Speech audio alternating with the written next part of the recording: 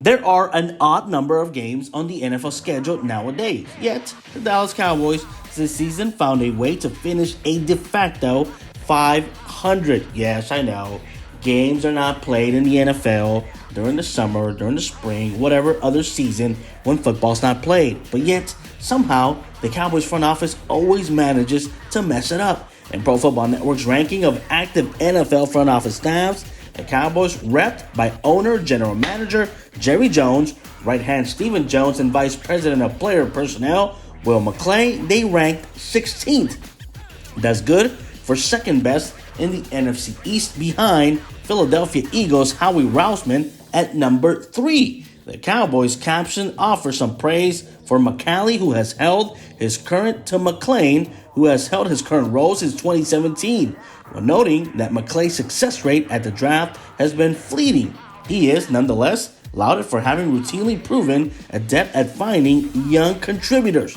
Notable contributors found during the most recent draft include guys like Trayvon Diggs, Michael Gallup, CeeDee Lamb, Micah Parsons, Tony Pollard, and Leighton Vander Esch. The rankings aren't so kind to Jones, referred to as the face of the Cowboys. His struggles with high-profile contract extensions, namely those of running back Ezekiel Elliott and quarterback Dak Prescott, have literally proven costly, though the big checks are slightly offset because the Cowboys have shown restraint on the free agent market. Coming off a 12-5 season, Dallas remained quiet, reserved in this year's additions, signing only 3 veterans from elsewhere, the most notable of which was former Atlanta Falcons pass rusher Dante Fowler on a 1-year deal worth just $3 million. In the process, Dallas also bid farewell to notable contributors like La'el Collins, wide receiver Amari Cooper, and defensive end Randy Gregory, their departures partly brought about by the big extensions. Jones is the face of the Dallas Cowboys, but McClay, who's been with Dallas since 2009, should also get some praise for Dallas's roster machinations. Draft success is often fleeting, but the Dallas Cowboys have routinely proven adept at finding young contributors.